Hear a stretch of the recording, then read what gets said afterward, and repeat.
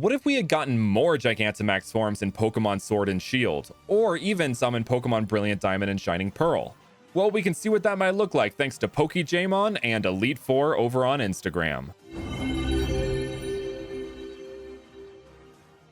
Hey everybody, Brandon here. As I said in our Gigantamax starters video, check that out if you missed it, today we're going to be taking a look at some more general Gigantamax forms. So let's get into it, starting with Gigantomax Dragonite. I wanted to start this video with Dragonite because to many, he's the original Dynamax Pokemon. In case you're not aware, in like the very first season of the anime, Ash, Misty, Brock, and Bill encountered a giant Dragonite. So many people have speculated that this was a Dynamax Dragonite that somehow made its way to Kanto. As far as design goes, this Gigantamax Dragonite is great. It follows along with Dragonite's already goofy and whimsical design and its kind of silly personality in the anime. You can see this in aspects like its kind of curly Q antennae, or whiskers, what would you call these? Whatever they are, they're more curly, and its horn is kind of more of a drill, and it's very rotund, very bottom heavy, kind of getting across that portly, goofy kind of aesthetic. Very Puff the Magic Dragon. I've always thought the Dragonite line could have been Dragon Fairy. I mean, you have the elegance of the Dratini and Dragonair,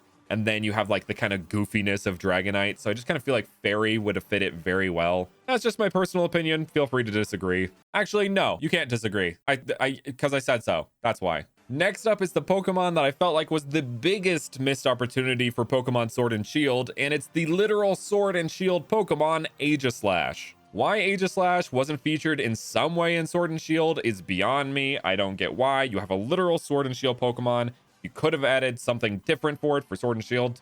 I just don't know why they didn't do anything. This design is so epic though. We have 3 swords now. 2 of the swords are filled with this Dynamax energy, like infinity energy, lightsaber-y kind of thing going on. And the main sword has become more of an actual sword with like the hilt looking more like an actual hilt rather than just kind of like a headpiece. And the blade itself looks like the tip was like chunked off, like chopped off, maybe in some kind of battle or something. I'm not sure, but it like changes the shape of the entire sword altogether. It kind of reminds me of the swords that Darknuts would have in Legend of Zelda: The Wind Waker, which makes me love it more, honestly, because that's like one of my favorite Zelda games. Next up, we have Gigantamax Dubwool, and this is so wacky in a totally Pokemon way. It keeps its soccer ball aesthetic, but adds in all of these Wooloo that are hiding in its giant floof.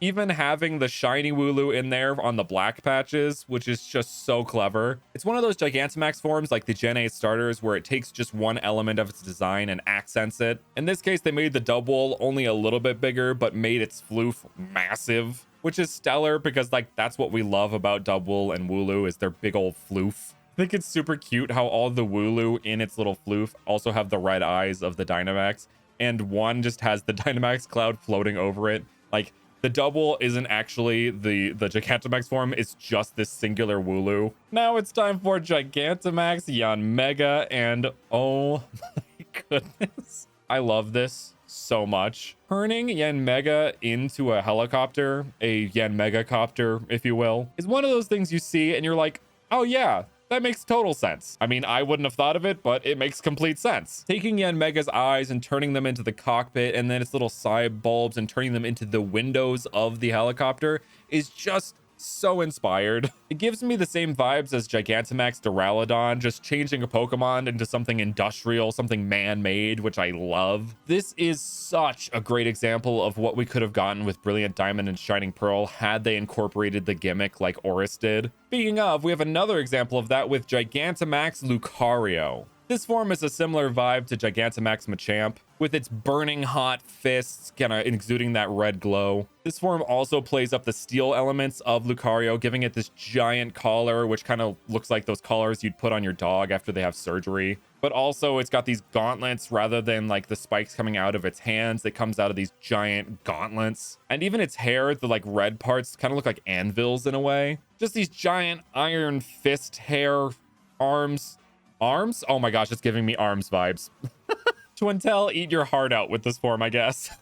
But we have another Gigantamax Lucario form, so you guys get a 2-for-1 special here. This one plays into the more Egyptian inspiration of Lucario, giving it a more mummy-like appearance with these kind of bandages coming off of its body, which fits because Anubis is a god of the dead. But there are other smaller elements like its chest piece and head piece that kind of come together to look more like a pharaoh, and even its spikes coming up out of its skin and turning into these more like obelisk-esque features, which obelisks are huge in Egypt, literally and figuratively.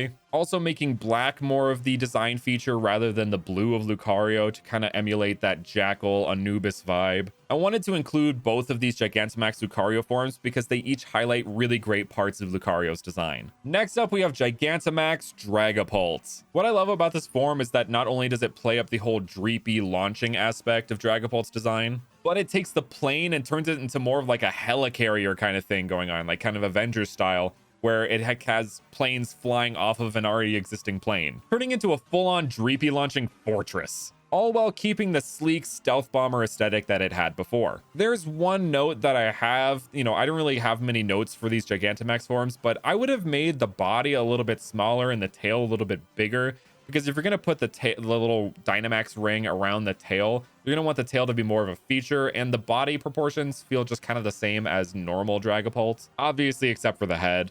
After Dragapult, we have Gigantomax Mimikyu. And this design is so clever, because obviously Gigantamax Mimikyu should emulate Gigantamax Pikachu. So this form of Mimikyu is big and chunky like the chunky Gigantamax Pikachu, and the big old electric-y tail that Gigantamax Pikachu has been emulated with this giant shadowy claw. Another detail that I love about this design, and I'm not sure if it was intentional or not, but it reminds me of Mimikyu's Z move, Let's Snuggle Forever. It creates this giant tent-like thing that encapsulates the Pokemon and traps it, which is exactly what this Gigantamax form reminds me of. Also, you can see its little hands popping out of the seams of the belly, and it still looks like it's trying to get a hug or a snuggle or something. Next, we have one of my favorite designs of this video, and it is Gigantamax Cramorant. Instead of an Arrokuda or a Pikachu, it has a Wailord in its mouth to give you a sense of scale, which is just so clever.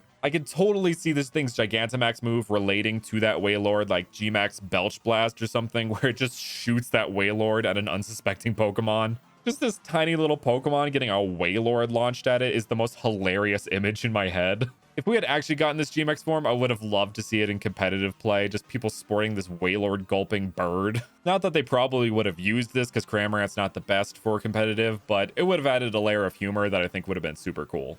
Next up, we have some Gigantamax forms of the Sinnoh Box Legends. First up, we have Palkia, and these are actually Titanomax forms, not Gigantamax. So this is kind of an emulation of Gigantamax. Maybe this would have been a different story element had we gotten these in Brilliant Diamond and Shining Pearl. There are so many little details that come together to make this form so awesome. Like incorporating the Gigantamax symbol into its little pauldrons here, turning its wings into these giant energy wings, and then the Dynamax clouds are the red chain.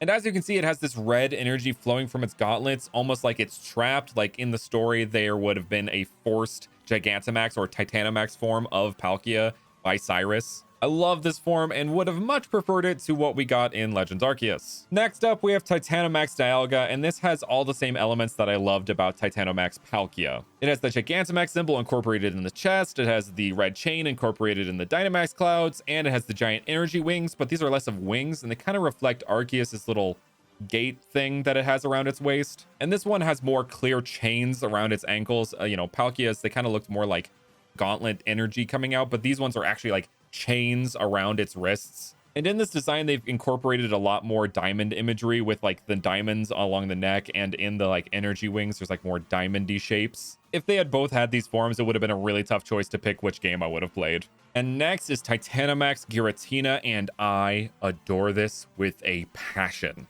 It emulates that creepy, inky, dark vibe that Giratina has as it comes out and announces itself in Pokemon Platinum. It's just this black, sludgy miasma of a Pokemon that's just looming over you. It's so epic. Oh my gosh, do I wish this was real. It gives off the exact same level of intimidation as Ultra Necrozma or Eternamax Eternatus, and I love it. And those are some more general Gigantamax forms, so make sure to let me know what you think in the comments. Thank you guys so much for watching, and with that, I will see you guys next time.